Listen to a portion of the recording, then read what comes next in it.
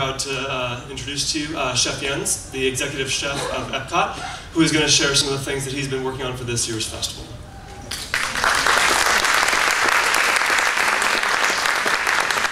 Hello everybody, how are you all doing today? I mean, Bart did a great job, so try to basic Germans a little bit, but we have a lot of glasses too in Germany.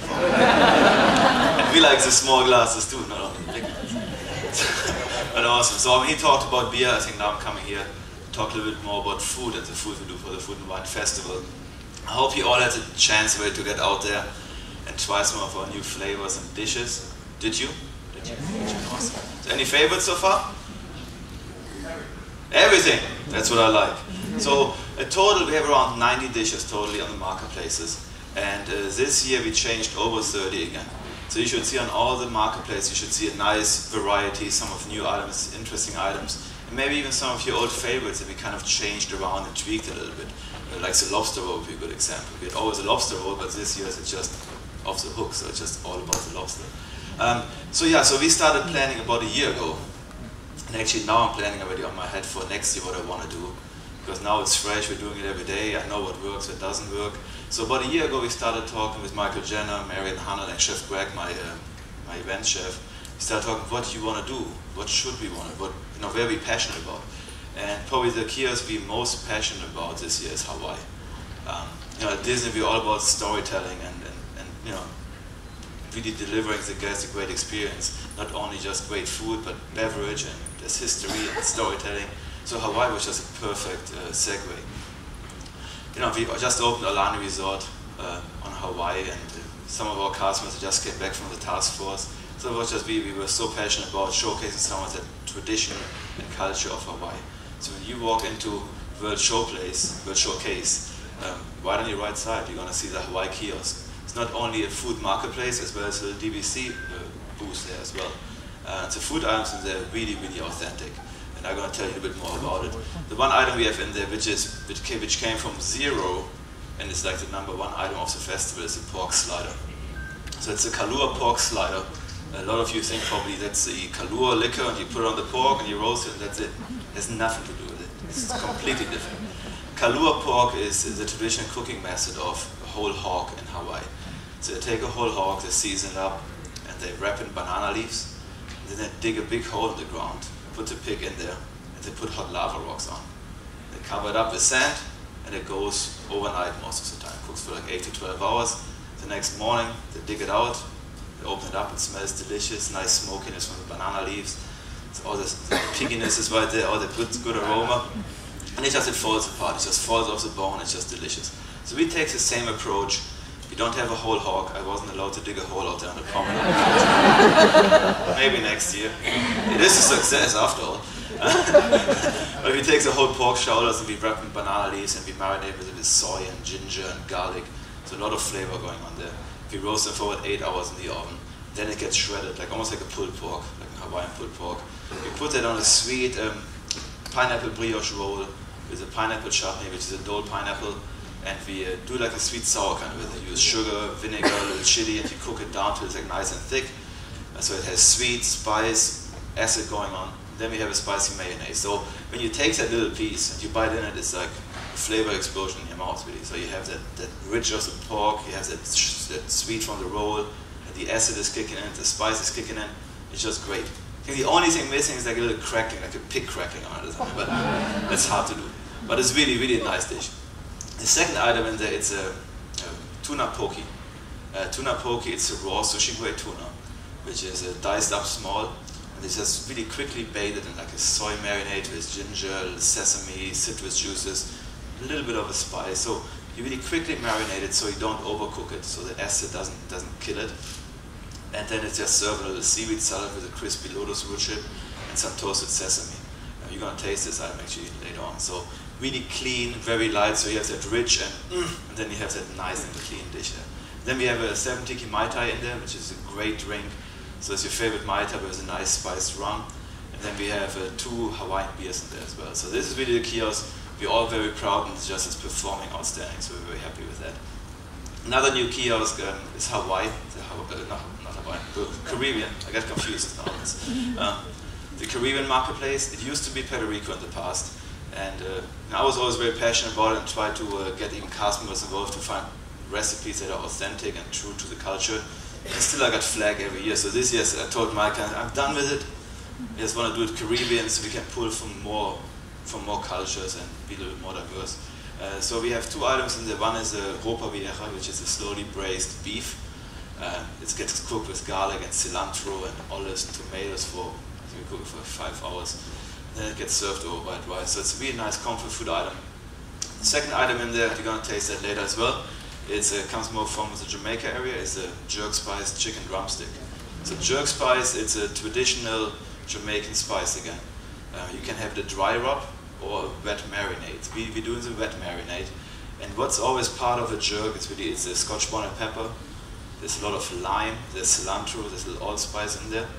And it has a nice little bite to it. But the way we prepare it in the kiosk, we pair it with like a sweet mango salsa or like a chutney almost. So you have a little bite in the chicken, but then the sweet mango takes a bite off. So very nice thing. And we have two frozen drinks in there. Bacardi is the sponsor, so we have great, now I have to remember, it's the mojito, the frozen mojito, and the dragonberry colada, which is really, really nice. Another kiosk brand uses here Scandinavia. Scandinavia is beautiful settled right in front of Norway. It's kind of a no-brainer to put it right in front of Norway. But really, I mean, WI has done a great job designing it, so it looks really like a little, almost like it's a small world kind of thing, little gingerbread house. Really, really cute.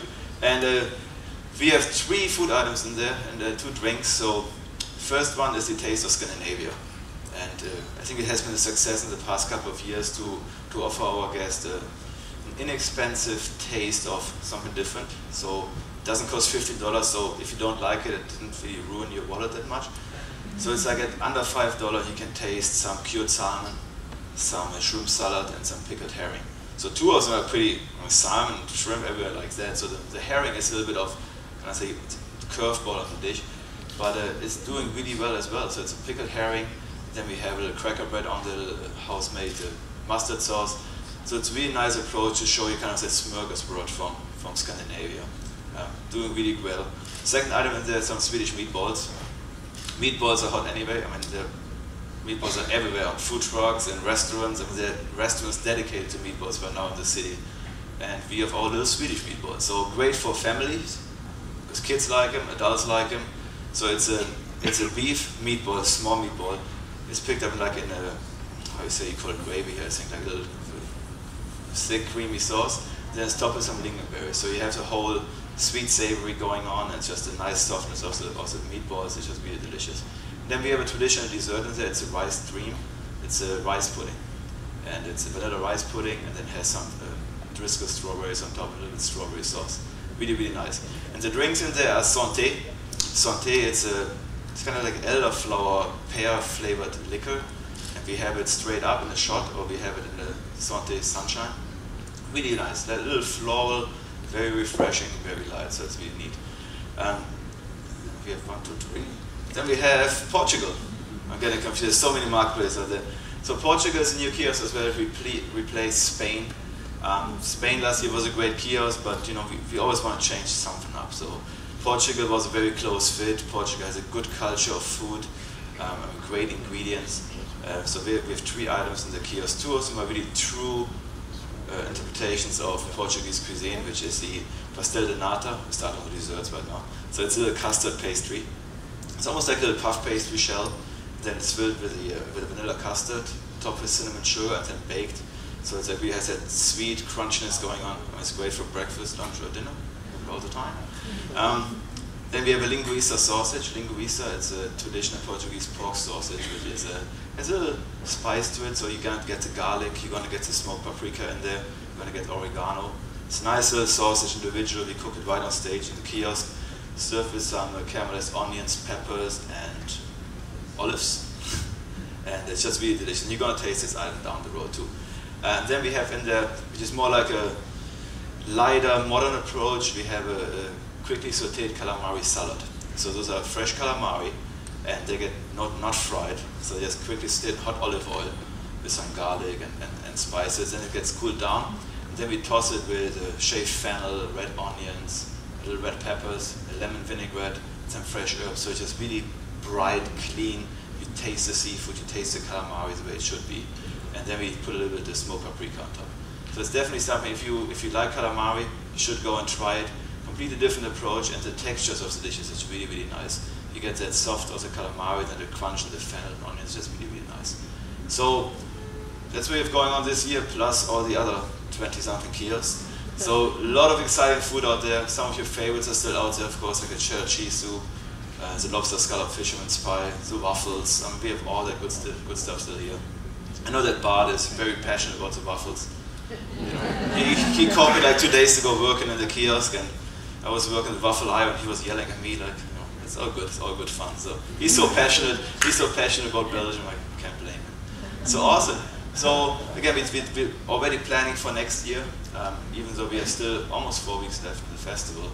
But it's just so far has been a great year. Thanks to all of you, because you've been great guests and customers and friends. I mean, I see a lot of familiar faces here. It's just great to see all the time out there. Any questions for me while I'm out here? Yes? What? We had a really good list in the American and it's not in the cookbook. Is there a way to get the recipe for that? Maybe next year. No, actually, I believe we have that recipe because we did the recipe for Ocean Spray, and we did a video shoot with them about 2 weeks ago. So probably if you shoot us an email, either Marianne's team or directly to myself, we can furnish you the recipe. With a cookbook, I know a couple of the big time favorites this year, they're not in there. But you have to understand that the cookbook is a process that starts by April I need to have it done. So you think I go to the holidays, I'm planning the new dishes for the next year, and by April I need to have all the recipes done for the cookbook. So some of those items, like the pumpkin desserts, came kind of like towards the end, same as the pork slider. Because the pork slider, first I wanted to make it a Spam slider. That was my first idea. And I was really passionate about it. I was like, I want to do Spam slider.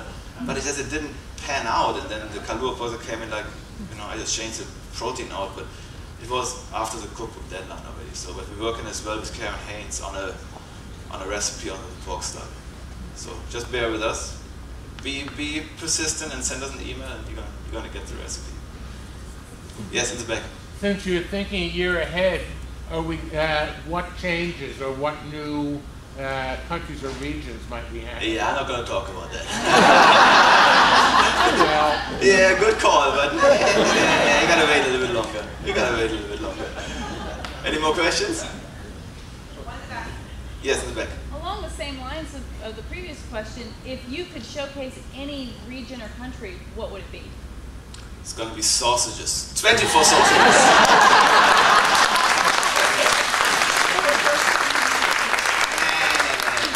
Nah, that would be biased, I guess. 24 German beers and 24 different sauces. Bart would like that. No, I mean, I think we have a great mix. Epcot is such a unique place already. I mean, even when the festival is not going, so we have great cultures represented. And when I look at new marketplace, I'm really starting to like, okay, I'm a little heavy in Latin America and the Spanish Quarter, I call it. Asian, I think I have a good coverage of Asian food. So where is next? Maybe in Iceland, Greenland, Russia, Antarctica. I don't really know. So we definitely have to venture out a bit more.